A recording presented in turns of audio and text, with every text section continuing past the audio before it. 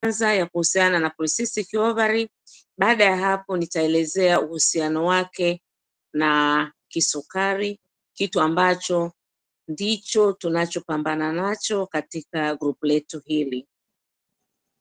Sasa basi, polycystic ovaries ni nini? Polycystic ovaries tunaita polycystic ovarian syndrome.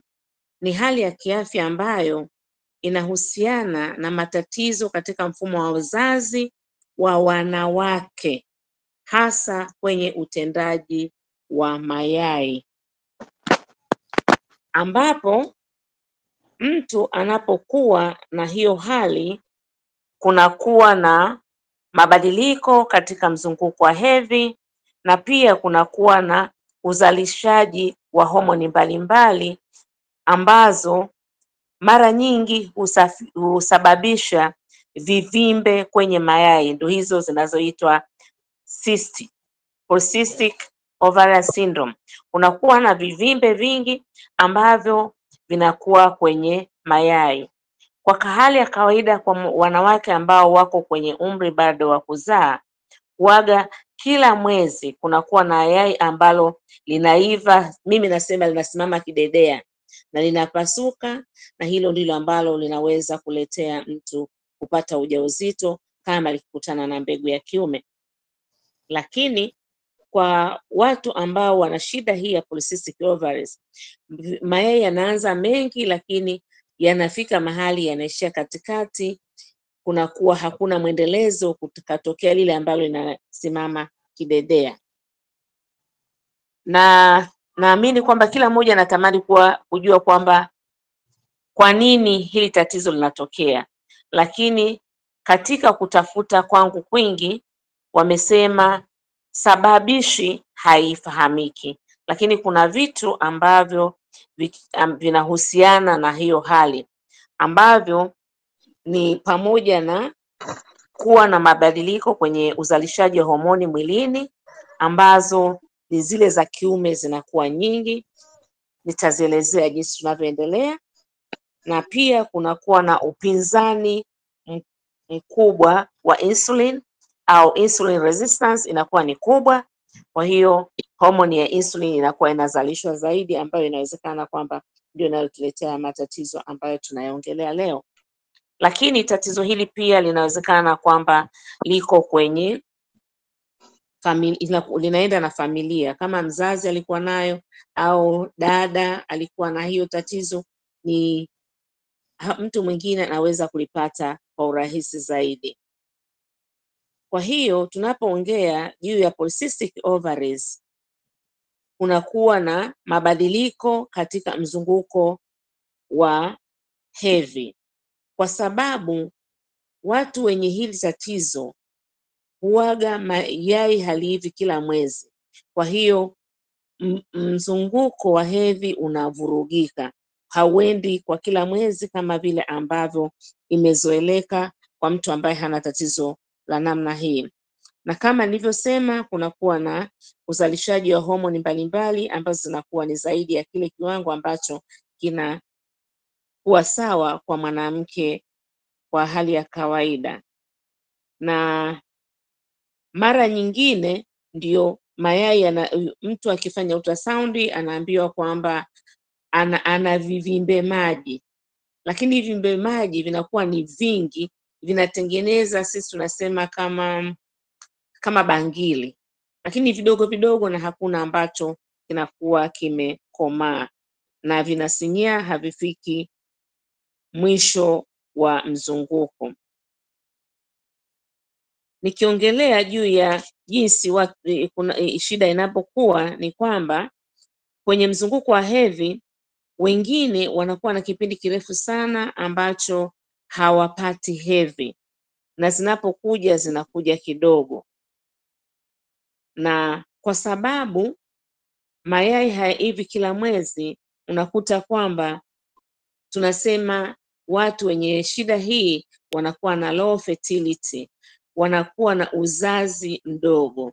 Sio kwamba hawana uzazi, wanakuwa na uzazi mdogo, na kuna tiba ambazo wakiweza kupata, uzazi unaweza ukawa sawa kwa kiasi fulani.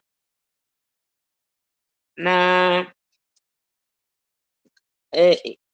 kama nilivyosema, wanawake ambao wanakuwa na hili tatizo wanakuwa na shida ya uzito ambao umekithiri, ambao ukipunguzwa mtu anaweza akarudi katika hali ya kawaida. Na vitu ambavyo unaweza ukahisi kwamba labda huyu mwanamke anaweza akawa na shida kama hiyo ni kama nilivyosema, mzunguko unakuwa sio wa kawaida, unakuwa na vipindi virefu vya kutokuwa na siku, na pia unaweza kuwa na kupata hedhi kidogo sana kuliko kawaida. Alafu kwa sababu ya mabadiliko ya homoni zinavyokuwa nyingi, hasa za kiume, anakuwa na vinywelea au nywele nyingi, na wengine wanaweza wakawa na ndevu kabisa na ikastahili hata kunyoa. Watu wengine wanakuwa na uzito mkubwa ambao hawawezi kuelezea. Wengine wanakuwa na chunusi nyingi, uso au ngozi inakuwa na mafuta mengi, na wengine pia wanaweza wakawa na kipara kama cha wanaume wanavyokuwa, pamoja na kwamba ni wanawake, lakini kama nilivyosema pia wanakuwa na uzazi mdogo. Sasa kwa sababu ya haya mabadiliko katika mwili ambayo yanakuwepo mtu akiwa na shida ya polycystic ovary, kunakuwa na uwezekano mkubwa wa wanawake wenye shida hii kuwa na kisukari cha ukubwani, type 2 diabetes mellitus, wanakuwa na blood pressure inakuwa kubwa, shinikizo la moyo, nisameheni kwa kuchanganya lugha. Kuna uwezekano mkubwa wa kuwa na matatizo ya moyo, na pia uwezekano mkubwa zaidi wa kuwa na saratani ya kwenye kizazi. Na pia wanakuwa na uwezekano wanakuwa na mafuta mengi, wanaita rehemu, cholesterol inakuwaga iko juu zaidi. Sasa labda niende kwenye lile somo ambalo ndilo nitakiwa kusema kuhusu uhusiano kati ya polycystic ovary na kisukari type 2, non-insulin dependent diabetes mellitus. Hii inatokana na mabadiliko katika kimetabolic, hasa katika usimamizi wa sukari. Watu wenye polycystic ovaries wanakuwa na insulin resistance, ambapo mwili hauwezi kutumia insulin kwa ufanisi kwa kuwa kunakuwa na upinzani wa insulin. Kwa hali hiyo, mwili unaona kwamba unasensi kwamba kuna shida ya insulin. Kwa hiyo kongosho linafanya kazi kubwa sana ya kutengeneza insulin ili kukabiliana na hii hali ya upinzani kwenye insulin. Kwa hiyo kongosho linakuwa linachoka. Nadhani ni pancreas, nadhani inaitwa kongosho kama sio wengu, mtanisaidia baadaye. Yeah, ni kongosho. Nadhani ni kongosho. Yes, yeah. Asante. Maanake Kiswahili kigumu. Kweli. Kwa hiyo kama nilivyosema, kunakuwa na ongezeko la insulin inayozalishwa ambayo haifanyi kazi kwa ufanisi kwenye mmeng'enyo wa wanga mwilini. Na kwa sababu hiyo basi, mtu mwenye hiyo hali kunakuwa na kuongezeka kwa uzito na matatizo mengine ambayo yanasababishwa na metabolism ya katika mwili wa binadamu. Kuongezeka kwa uzito mkubwa sana, na kama kihistoria kuna historia ya kuwa na kisukari, huyu mtu ambaye polycystic ovary, yeye ndiye naweza nikasema ndiye atakayebeba mikoba ya kile kisukari kilichoko kwenye familia kama asipochukua tahadhari, kwa sababu ana uwezekano mkubwa kwa kuwa upinzani wa insulin, anakuwa na insulini nyingi mwilini ambayo haifanyi kazi inavyostahili. Kwa hiyo inaendelea kuzalishwa na kuzalishwa na kuzalishwa, inaleta kuchoka kwa kongosho, na kongosho likichoka kuna mahali inafika linashindwa, na hivyo unakuta kwamba kunakuwa na sukari nyingi mwilini na kwenye mzunguko, na hiyo inaletea matatizo yote ambayo tumekuwa tunaongelea yanayoletwa na sukari mwilini. Sasa basi, nadhani ni vizuri kujua kwamba mtu ambaye ana hali kama hii anaweza kufanya nini ili kupunguza hilo tatizo au kuliondoa, na tiba kubwa ni katika mabadiliko ya mtindo, ni kutumia lishe bora ambayo ndio hii ambayo ndio njia kuu ambayo tunaitumia sisi ya kupunguza au kuonga kabisa, kufanya mazoezi, na pia mara nyingine inabidi kutumia dawa ambazo ni hizi ni za kusaidia katika mmeng'enyo wa chakula ambayo tunaita metformin, ambayo inatumika kwa watu wenye tatizo la kisukari pia. Na mtu yeyote ambaye labda ameshapata hiyo polycystic ovarian syndrome, hata kama hajafikia kwenye kisukari, inabidi achukue tahadhari, kwa sababu ni mtarajiwa wa kupata kisukari, yuko kwenye riski ya kuwa na kisukari. Kwa hiyo inabidi aepuke kuwa overweight, kuwa na uzito mkubwa kuliko kiasi, na pia kunenepa sana, obesity, na inabidi kutumia kitu kinaitwa body mass index. Ideally inatakiwa iwe chini ya 25. Anapokuwa na uzito mkubwa zaidi, anaongeza huo uwezekano wa kupata tatizo la kisukari. Nilikuwa nadhani niishie hapo, labda tulizane maswali ili tuweze kusonga mbele kidogo. Asante. Dr. Masoud, naomba uratibu tafadhali. Asante sana Dr. Angela kwa somo lako zuri lililokava kila sehemu.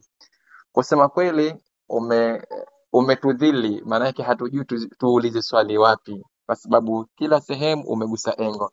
Lakini kwa vile kila mmoja mwandani mwetu alikuwa attention, basi tutapeleka hii mic kwa kila ambaye anahisi kuna sehemu anahitaji ufafanuzi zaidi aweze kuuliza swali. Tafadhalini, karibuni, nyoosha mkono au fungua mic yako tukuruhusu kuuliza swali kuhusiana na hizi polycystic syndrome pamoja na mahusiano yake ya sukari kama Dr. Angela alivyolizungumzia kiundani. Mwenye swali?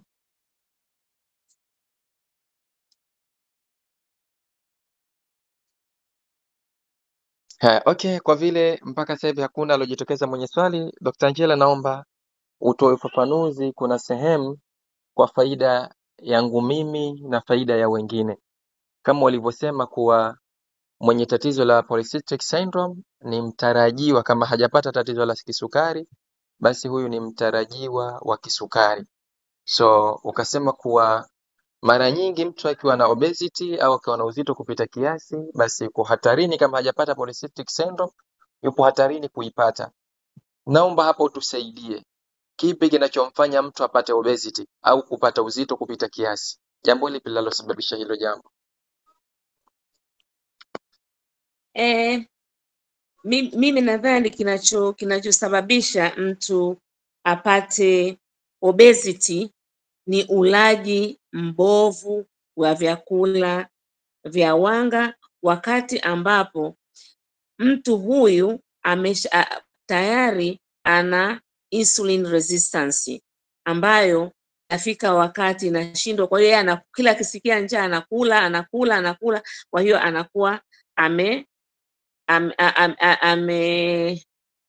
accumulate chakula ambacho hakihitaji. Kwa hiyo kinaishia kukaa kwenye tumbo, anakuwa na increased adipose nyingi na mafuta mengi kwenye ini, kwenye moyo, kila mahali zinakusanywa, kwa sababu kile anachokula hakitumiki chote, kwa sababu ya hali ile ya kuwa na insulini kizani, na hasa kama sio mtu wa mazoezi ambaye anatumia kile chote anachotumia, anakuwa na reserve nyingi sana ambayo haitumiki.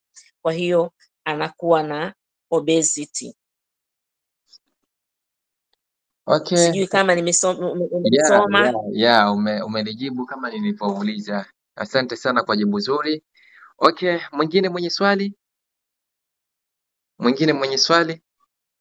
Hapa kwa mujibu wa Dr. Angela kuwa sukari, polycystic syndrome zote zinasababishwa na ulaji mbovu, zote zinasababishwa na kutokufanya mazoezi, zote ni tunasema ile genetic predisposition, si ndio?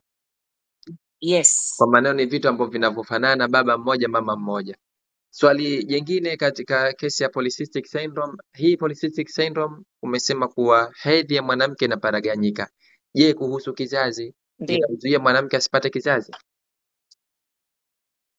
Hedhi kama nilivyosema, labda nirudie tena kusema kwamba wanawake wenye polycystic ovarian syndrome wanakuwa mayai hayaivi kila mwezi, na kwa sababu mayai haivi kila mwezi, mzunguko pia wa hedhi unavurugika, na kwa sababu mayai yanaiva mara chache, tuseme kwa mwaka, kama ikatokea haijakutana na mbegu ya kiume huo mwezi usiojulikana yai lilipoiva, unakuta kwamba wanakuwa na kizazi kidogo, wanakuwa na uzazi mdogo, wanakuwa na uzazi mdogo kama wasipopata tiba, au wanakaa muda mrefu sana bila kupata ujauzito wakisubiri neema ya Mungu.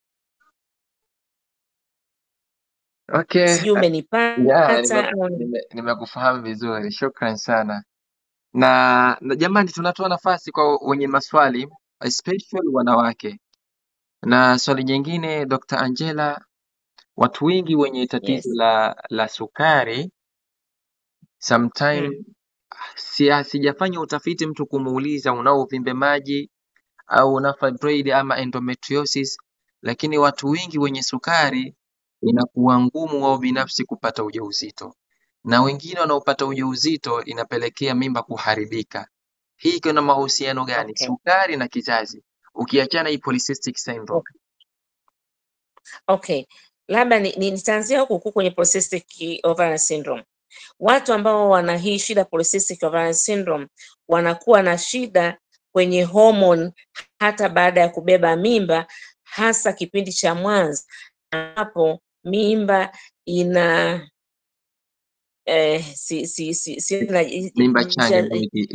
inabebwa, inalindwa na homoni ambazo zinazalishwa kwenye mayai kabla ya kondo halijachukua nafasi yake. Kwa hiyo, kwa sababu hiyo basi, mtu ambaye ana polycystic ovarian syndrome hata akiwa kupata mimba anahitajika apewe homoni kutoka nje za kusaidia mayai yake ili ile mimba ifikie muda ambao kondo litachukua nafasi, ambayo ni kuanzia wiki 14 mpaka 16 za ujauzito. Okay. Ulikuwa unasema kuhusu endometriosis. Sina uhakika. Sina uhakika sana kama endometriosis ina direct correlation na polycystic ovary, kwa sababu endometriosis ni ile layer ya ndani ya kwenye kizazi, ile ambayo inaota kila mwezi ikitarajia kwamba kutakuwa na ubebaji wa mimba. Kusipokuwa na mimba, ile layer ambayo inayotoka sasa, ile layer ina uwezo wa kuota sehemu nyingine inapopata nafasi, na ikiweza kufika kwenye yai inaweza ikaota kwenye yai. Nitoe mfano ambao labda unaweza kueleweka kirahisi. Mtu ambaye amefanyiwa labda operation ya uzazi kwa mfano, mtoto akishatoka na nini, inawezekana kuhamisha chembe chembe za endometrium zikagusa mahali pengine ambazo zikaweza kuota. Kwa hiyo akaweza kuwa na endometriosis ambayo iko hata kwenye abdominal wall. Au kuna wengine inatokea tu kwamba hizo chembe chembe zikawa ama ziko kwenye kitovu, au hata ikiwa kwenye pua, au ikiwa kwenye mirija ya uzazi. Kila wakati mtu anapoingia kwenye hedhi, na zenyewe zina behave kwa tabia ile ile kama ile iliyoko ndani ya kizazi. Kwa hiyo wengine utakuta anatoka damu ya hedhi kwenye kitovu, au hata mwingine puani, au hata sehemu nyingine ambapo hizo tishu zimeota. Kwa hiyo hiyo ni syndrome ambayo ni tofauti kidogo, sijaweza kupata mahali ambapo iko related na polycystic ovary, lakini inaharibu sana mirija ya uzazi ya fallopian tubes. Nisameheni kwa kuchanganya lugha. Ya uzazi ya. Fallopian tubes, yes, mirija ya uzazi. Kwa hiyo utakuta hawa watu wanakuwa na mirija inaziba. Sasa mirija ikiziba, hata kama mayai yatakuwa yakiiva, hayawezi kupita kwenye mirija yakakutana na mbegu ya kiume, kukawa na fertilization, kukatengenezeka mtoto. Kwa hiyo mechanism zake ziko tofauti kidogo. Shukran Dr. Angela kwa kuzidi kutufafanulia zaidi. Please, kama una swali unaweza kunyosha mkono ili tukupe nafasi. Dr. Angela, swali jingine kwa faida ya walio wengi, nadhani hili wengi wanataka kufahamu. Polycystic ovarian syndrome inasababisha mtu kupata kisukari. Je, kisukari kinasababisha kupata polycystic? Well, nilikuwa najaribu kutafakari sana kwamba kipi kinaanza, yai au kifaranga. Kwa maana hiyo haujapata jibu exactly. Sijapata jibu exactly, lakini nadhani the reverse could be true. Kwa mfano, mtu ambaye hana polycystic ovaries, right? Yeah. Akapata kisukari type 2, yeah, ambacho anakuwa na insulini nyingi ambayo haifanyi kazi vizuri. Na yenyewe pia inaweza, kwa sababu ni vitu ambavyo viko associated kwenye hiyo syndrome, kwa sababu inaitwa ni syndrome. Yeah. Kwa hiyo sijui what comes first. I'm sorry. Jamani, wapenzi wa Reviver ama wanafamilia wa Reviver, nadhani somo la leo Dr. Angela amejitahidi kutufafanulia baina ya uvimbe unaofanyika katika mayai ambao unaitwa polycystic ovarian syndrome na mahusiano yake na mtu kupata kisukari. Na mara nyingi kasema ukiwa na unene kupita kiasi, kwa kila siku unaongezeka unene, nyumbani tayari katika family watu washai kufanya hivi vitu, pengine dada, ndugu, shangazi, mjomba, bibi, pengine yoyote tu katika familia yako washai kufanya hili jambo. Ama jambo jingine, homoni zako hazipo sawa, pengine mzunguko wako wa hedhi haupo sawa, basi kuna hatari kufanya uvimbe maji. Na ukifanikiwa kufanya uvimbe maji, basi na ukakuwa hujachukua tahadhari, vile vile kuna hatari ya kupata kisukari.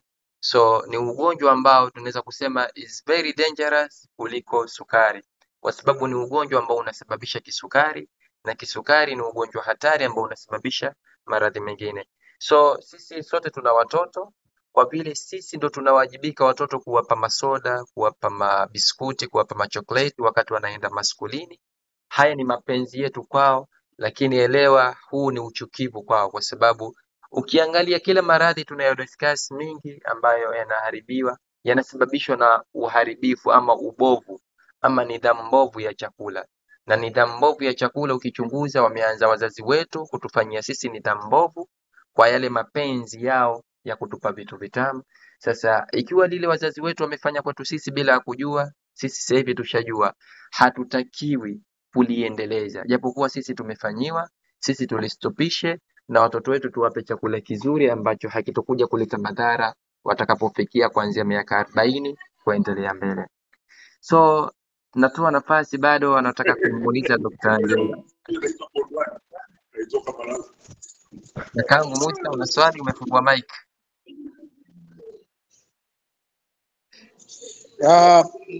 Mi swali langu lilikuwa kwa dokta, yani madhara ya kutumia dawa, kwa sababu alisema unaweza ukatumia dawa metformin wakati ambapo umepata hili tatizo. Madhara ya kutumia dawa kwa muda mrefu kwa kina mama hao wenye tatizo hilo ni nini? Asante kaka Musa. Kwa kawaida huaga tunatumia hizi dawa wakati ambapo mama anakuja mwenye tatizo la kutokupata ujauzito, ana mvurugiko wa hedhi, anahitaji uzazi. Kwa hiyo sisi tunadili nacho katika tiba, ambapo tiba mojawapo ni hiyo ya kutumia metformin, na hiyo huaga tunaitumia ili kutusaidia tuweze kwenye kufanya ovulation induction. Dr. Masudi, tunasaidia Kiswahili na Kiingereza. Asante. Kuzalisha mayai, kwenye kuzalisha, kuforce mayai yaive. Ili kuweza kuyaforce mayai yaive, tunajaribu pia kucontrol hiyo hali, lakini huaga sio kwamba tunawapa siku zote. Tunawaambia wapunguze uzito, na wale ambao wana uzito mdogo huaga wana respond vizuri zaidi. Kwa hiyo ni pamoja na hizo dawa, pamoja na kupunguza uzito, ndio tunawasaidia, tunawapa na dawa za kusaidia kuivisha mayai ili kuweza kupanga uzazi wao, kwa sababu uzazi ukichelewa huaga mtu anapata stress. Akipata stress, mayai hayaivi tena, kwa hiyo inakuwa ni mzunguko ambao ni mgumu kidogo. Kwa hiyo ni katika tiba ambayo ni tiba mojawapo, kwa sababu mtu by the time anafika kwetu, ukimwambia afanye mazoezi tu, usimpe kitu kingine, hata kuelewa, nao utakuwa ni daktari mbaya kuliko madaktari wengi duniani. Kwa hiyo unatoa tiba, unatoa ushauri na saha wa kumfanya arahisishe kufanikiwa kwake, lakini zile dawa sio permanent, kwa sababu wanakuwa hawajawa na tatizo. Lakini pia tunawaeleza kwamba hata kama sio mambo ya uzazi, kuna uwezekano mkubwa sana wa kupata kisukari katika umri unavyosogea mbele. Kwa hiyo tiba ni pamoja na counseling, lakini pamoja na vidonge mara nyingine, katika kurahisisha kufikia mafanikio yetu mapema ya kujaliwa kuwa mama ambaye na yeye ataitwa mama mtaani. Asante. Sijui kwamba kaka Musa umenielewa au nimekuchanganya. Nadhani anahangaika tena kufungua maiki. So Dr. Angela, asante kwa jibu lako zuri, lakini kuna sehemu bila shaka pengine wengine wamechanganyikiwa au wamepata sitofahamu. Maana yake ana polycystic, kwa nini anatumia metformin? Washazoea metformin ni dawa kwa wale ambao wenye sukari. Hebu hili naomba ulifafanue vizuri. Je, dawa moja za hospitali zinatibu tatizo tofauti tofauti, au kapewa metformin japo kuwa hana sukari, tunaepusha asije akapata sukari? Tunampa metformin kwa ajili ya kumsaidia kwenye mmeng'enyo wa wanga ambao wanakula. Okay. Yaani sijui niseme Yeah, niite mmeng'enyo. yeah, I- inafanyika mmeng'enyo. Yes. Kwa hiyo ni kumsaidia, kumrahisishia katika ile kuweza kubalance homoni zake kidogo, ili aweze kuivisha mayai yaweze kuiva, kwa sababu sisi anapokuja kwetu na polycystic ovary, kazi yetu ni kujaribu kumsaidia kwamba awe anaivisha mayai kila mwezi, ili ongeze uwezekano wake wa kubeba ujauzito. Hiyo ndio kazi ambayo tunakuwa nayo, pamoja na kwamba tunatoa counseling kuhusu uwezekano wa maisha ya baadaye, kwa sababu by the time wanakuja kwetu wanakuta kwamba sukari iko sawa, na hata tukifanya ile glycosylated hemoglobin inakuwa iko sawa, Okay, good. lakini ni potential diabetic. Asante sana Dr. Angela kwa uwezo Mwenyezi Mungu aliokujalia kuzidi kutufafanulia hili swala la leo. Na kwa mujibu wa mafunzo yetu tulipokuwa tukifundishana, kwa mujibu wa maelezo ya leo ya Dr. Angela, daktari wa kwanza ni wewe mwenyewe binafsi. Ukienda Yes. hospitali, mfano ukija kwetu, sisi tunakubusti tu, lakini daktari wa kwanza ni wewe binafsi, na udaktari unaanza katika ulaji wako, nini unakula. Na sio nini unakula tu, yani nini unaingiza ndani ya mwili wako. It means that nini unakula, nini unakunywa, na nini unasikia. Watu hapa wingi wanadharau kitu gani unasikia. Kile kitu unachosikia sometimes kina athari kubwa kuliko nini unakula, kwa sababu kitu ambacho kitachokufanya usikie ndio kitu ambacho kitachokufanya wewe ugive up, ukate tamaa. Imagine watu wanaohudhuria live, saikolojia yao katika suala la sukari ni tofauti kabisa na watu ambao hawahudhurii live, kwa sababu hapa kuna vitu anaingiza ndani ya masikio yake ambavyo vinamfanya kila siku awe hai. So kabla hatujapatwa na tatizo lolote lile, kama mwili wetu ulivyo, maana kila jambo unaloliangalia linakontroliwa na homoni. Tumedili na sukari, linakontroliwa na homoni. Tunaambiwa kuna insulin na homoni wengine. Tumekuja katika suala la polycystic, vile vile Dr. Angela ametufafanulia hapa linakontroliwa na homoni, ambao akataja ni kuna homoni estrogen na homoni wengine. Lakini jambo lolote likikontroliwa na homoni, mara nyingi homoni zile zinaanza katika ubongo, ambao kuna sehemu inaitwa hypothalamus na pituitary gland. So ikiwa saikolojia yako haipo sawa, maana yake ubongo wako haupo sawa. Ukiwa ubongo wako haupo sawa, maana yake mvurugiko wa homoni unaanza hapo. Mvurugiko wa homoni ukianza, na maradhi mingi tena hapo yanashawishiwa kuzuka. Nadhani Dr. Angela nipo sahihi?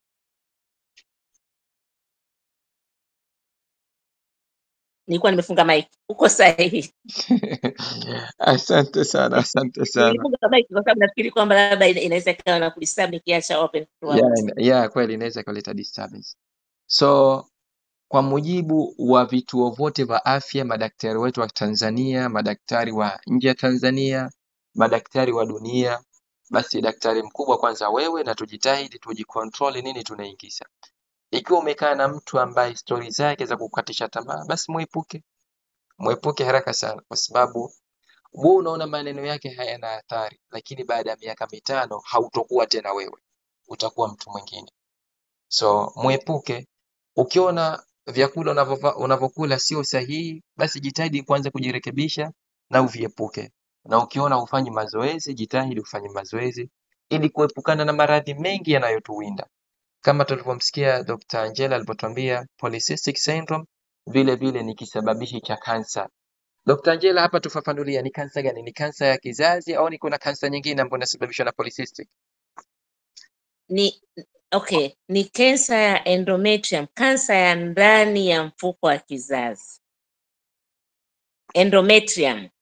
Okay. Hiyo ni tofauti na mdomo wa kizazi. Mdomo wa kizazi ni cervical, endometrium iko ndani ya kizazi. Na watu ambao wana tatizo la kisukari wana uwezekano mkubwa zaidi wa kupata endometrial cancer kuliko mtu ambaye hana kisukari. Na mtu ambaye ana polycystic ovary ana uwezekano mkubwa wa kupata kisukari na ana uwezekano mkubwa zaidi wa kupata endometrial carcinoma.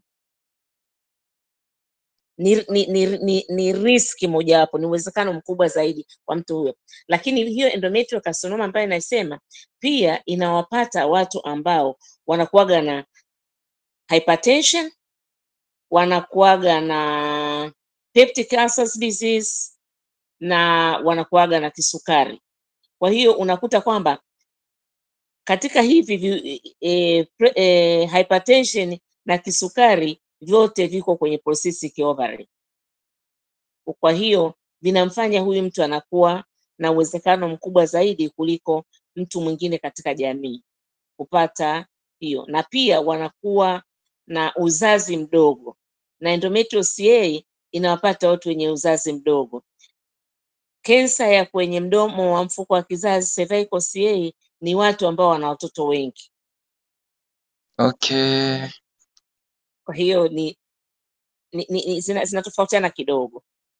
Okay, na tukizungumza hii cancer inasababishwa na polycystic endometrium hiyo uliosema, hii inatibika nayo?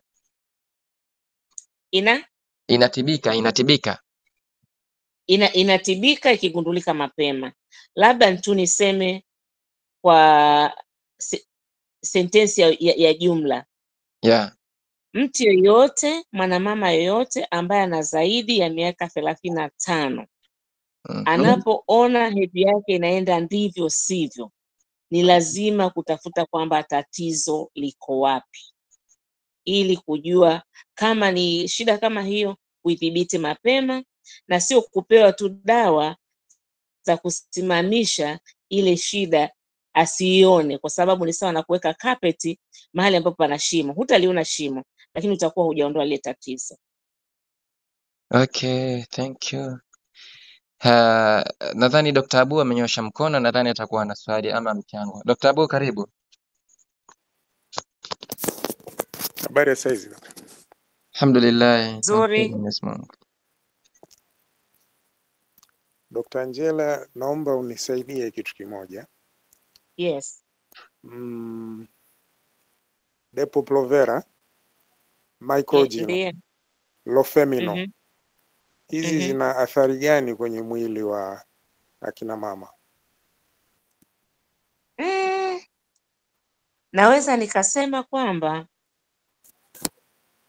hormonal contraceptives kama zikiwa zimechaguliwa vizuri kwa watu ambao hawana riski ziko sawa, lakini akipewa mtu ambaye ana risk factors za kupata matatizo mengine, kwa mfano mtu mwenye risk factor ya kupata hypertension ataipata kwa urahisi zaidi. Pia mara nyingine zimehusishwa na saratani ya kwa mfano endometrium, lakini saratani ya endometrium iko associated na kuwa na uzazi mdogo. Sasa huyu mtu anayetumia hormone hizi ni mtu ambaye anataka uzazi mdogo. Sasa huwezi kujua kwamba kipi kimetangulia, lakini kwa kawaida zote hizi hazina athari kama zimechaguliwa vizuri kwa mtu ambaye ni stahiki.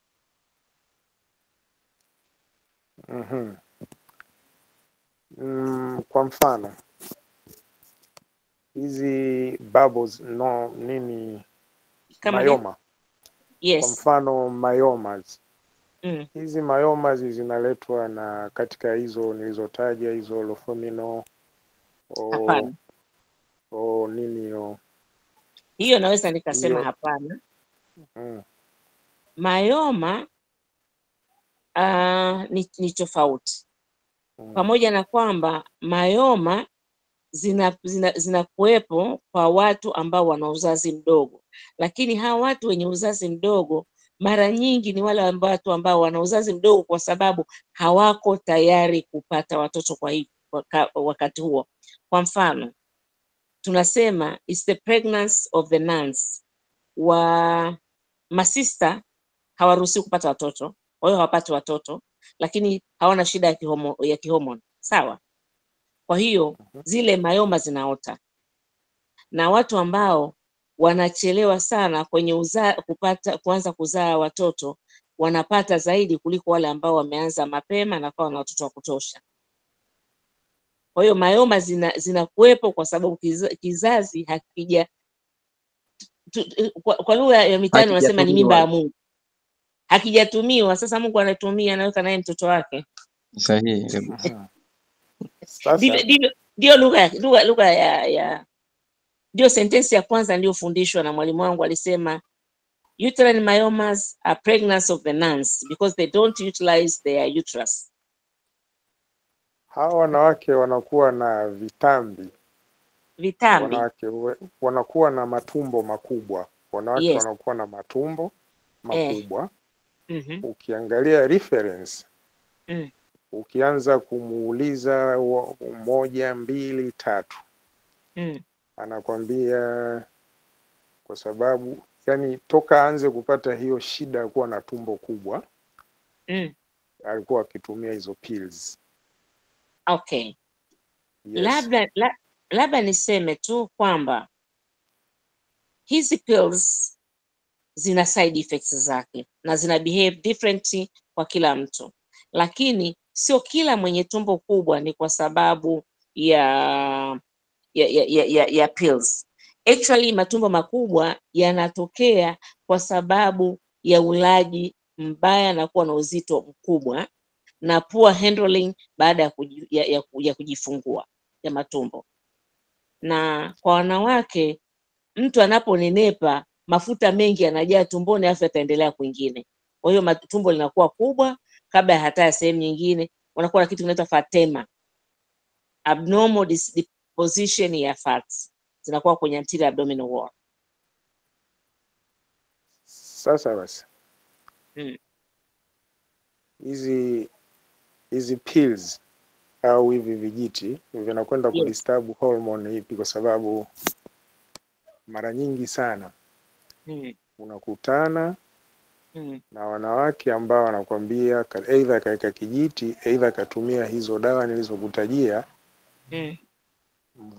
mzunguko wake unakuwa umeharibika. Okay. Wengine hawapati kabisa, au mwingine anakuwa na yani anatumika sana, mwingine anakuwa dry, mwingine anatumika sana, yani inategemea. Uko sahihi. Inategemea. Yes. Kwa mfano hizo dawa hizo unazozisema ambazo zinavuruga mzunguko ni zenye progesterone peke yake. Kwa mfano Depo, Provera, Norplant, hizo zinakuwa na progesterone peke yake. Ukitumia dawa ambayo ina progesterone na estrogen pamoja, mzunguko unakuwa mzuri kuliko maelezo. Lakini utakapoziacha, kwa sababu ule unakuzuia mwili wako wenyewe kurespond kwa vitu vingine, kwa sababu ili kupata heavy ni function ya brain, ovaries na kizazi. Sasa ukitumia hizi external hormones unakuta kwamba hivi vyote havifanyi kazi. Kwa hiyo mwili una behave kufuatana na zile hormone ambazo umezitumia. As a result, mtu aliyekuwa anatumia kwa mfano estrogen na progesterone atakapoziacha, ndio mzunguko unaweza ukawa unabadilika, kwa sababu sasa ni mwili wake una respond kufuatana na environment yake aliyopo na kila kitu kingine ambacho yuko nacho, wakati ambapo mwanzo alikuwa amezoea kwamba maisha yanaendelea bila hivyo. Na kuhusu progesterone peke yake, katika side effect zake, mtu ambaye ana uzito mkubwa ana uwezekano mkubwa zaidi wa kuwa na abnormal menstrual cycle akitumia progesterone peke yake, ambaye ana uzito mkubwa. Mtu ambaye ana uzito wa kawaida anaweza akawa anapata siku zake kama kawaida, na mwingine anaweza asipate siku kabisa mpaka atakapokuwa ameacha hasa Depo-Provera na Norplant. Lakini labda licha hiyo, homoni nyingi unazoziingiza mwilini zina disturb ile normal function ya mwili, kwa hiyo kunakuwa na tofauti mwilini. Okay. Anatumia kipandikizi.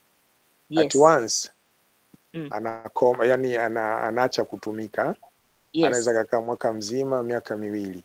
Anaweza kukaa miaka mitatu kabisa mpaka akitolewa. Miaka mitatu mpaka akitolewa. Ndio.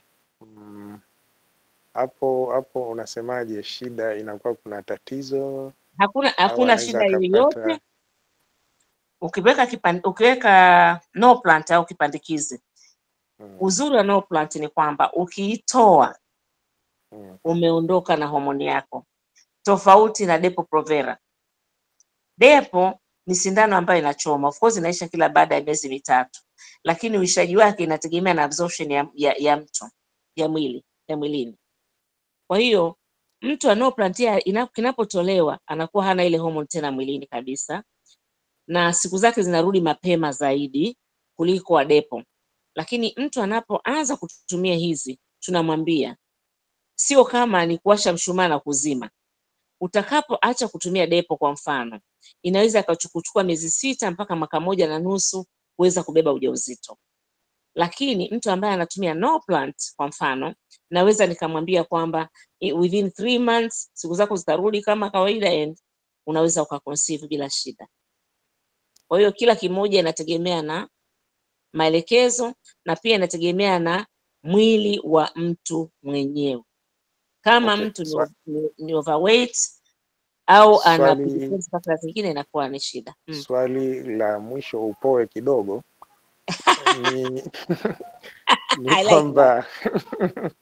ni kwamba inakuwaje baada ya kutumia hizi zote wanakuwa wanene, wanakuwa wananenepa?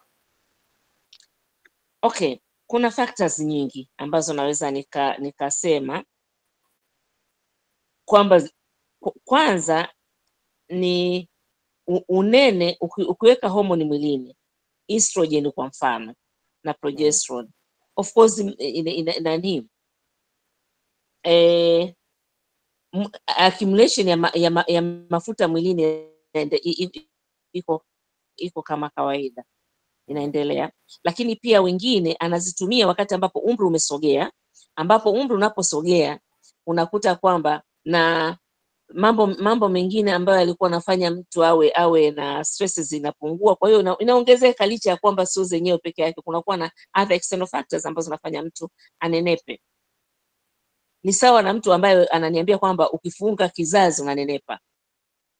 Ukifunga kizazi unaondoa stress, unajua kabisa huwezi kubeba mimba, kwa hiyo una relax, maisha yanaendelea, unanenepa kwa sababu unakula kama kawaida.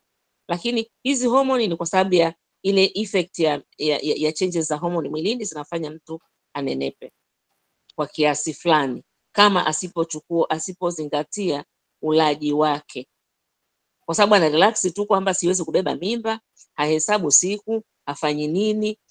Mwili ukirelax una respond. Thank you. Which is safe? Yeah. Among what? Among that medicine. Okay.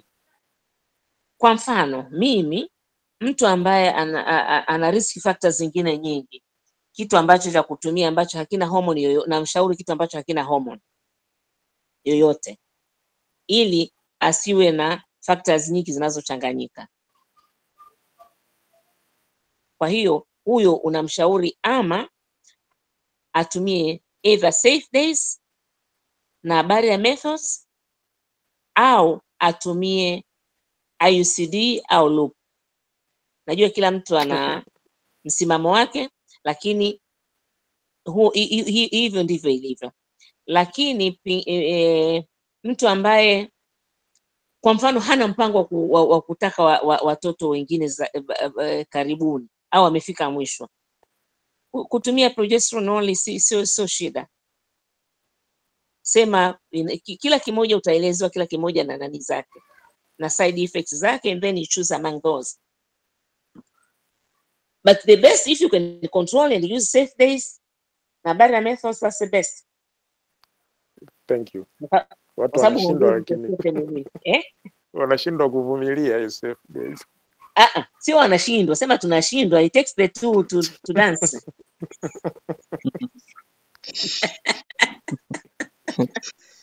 Asante sana Dr. Abu kwa maswali yako mazuri ambayo yametufunua wingi vichwa.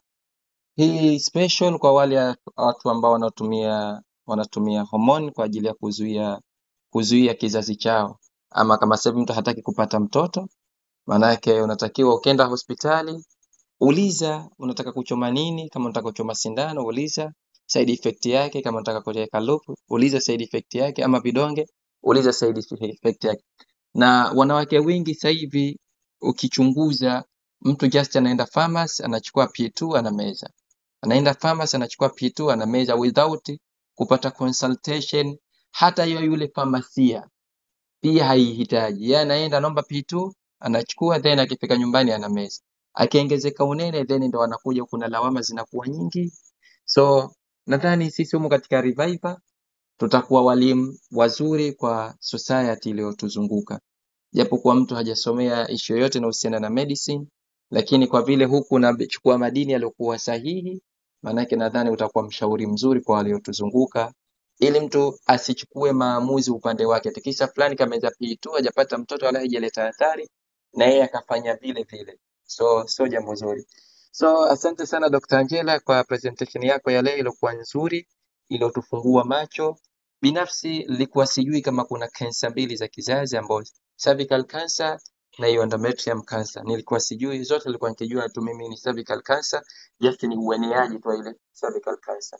So leo umenipa jambo jipya, shukran, na nitazidi kulifanyia utafiti na nitazidi kuingia deep ili nilipate kulijua zaidi kiundani. Asante kwa elimu yako ya leo, asante kwa kutufumbua macho, asante kwa kupoteza muda wako kuja kujumuika na sisi kutupa material adimu kama haya. So nirejeshe mic kwa Dr. Angela, utupe ushauri wowote, then halafu utufungie meeting yetu kwa leo. Karibu. Asante sana Dr. Masudi kwa kunipa nafasi hii. Nawiwa kusema kidogo juu ya P2. Okay, karibu.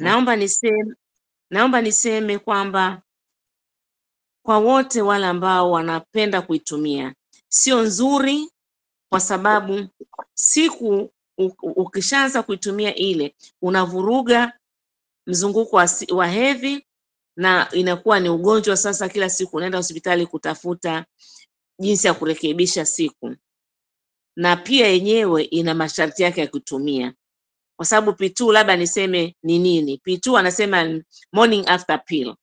Morning after pill inatumika baada ya kufanya tendo la ndoa, wakati ambapo mtu yuko katika hatari ya kupata ujauzito, ili ujauzito usitunge, usikuwepo. Sasa kama ni hivyo, basi inabidi kuzuia hiyo hali ya kufanya au kutumia njia nyingine, isiwe hormone ambayo itakuletea disturbance ya muda mrefu, ambayo inaweza ikawa ni ugonjwa tofauti wa kutafutia tiba. Kwa hiyo tujifunze kuchagua njia sahihi ya uzazi wa mpango, tujifunze na wenza wetu ili wawe na ushirikiano, ili tuweze kwenda sambamba na kusiwe na sintofahamu, na kutumia njia za siri za wale wengine kuto kuzijua, kwa sababu mara nyingi inakuwa kwamba unatumia ile ambayo mwenzio hawezi kuijua, na hiyo inaweza ikaleta madhara, kwa sababu labda sio ambayo inakufaa. Naomba nishie tu kusema kwamba tuwe tunafanya mazoezi, tuwe tunakula mlo sahihi, ili tuweze kutunza afya zetu. Asanteni kwa kunisikiliza, japo nimekosa maswali ya wasikilizaji wengine wote, nimeulizwa na madaktari tu. Mzee kaka Musa, nashukuru uliuliza swali moja. Wamefahamu sana.